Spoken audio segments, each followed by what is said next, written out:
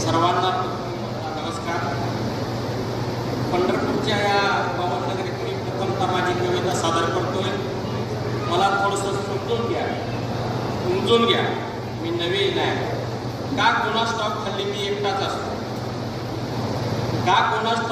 मी हल्ली एकटाच असतो. लोक फक्त कामापुरते आठवण करतात, येऊनही कामापुरतेच बोलतात, पण मला कोण काही विचारत नाही तुझे काय चाललंय. म्हणून म्हणावेसे मला वाटतात मी हल्ली एकटाच असतो. खूप एकटा पडलोय जीवनरूपी रसगाडग्यात. संघर्षाचे निशाण आता फडकवले आहे. हार मानून मला चालणार नाही. म्हणून म्हणावेसे मला वाटते मी एकटाच असतो हल्ली. मला माझा संघर्ष करावा लागणारच आहे. साथ कोणाची कोण मला कोण देणार नाही. पुरता अडकून पडलो ह्या जंजिरात.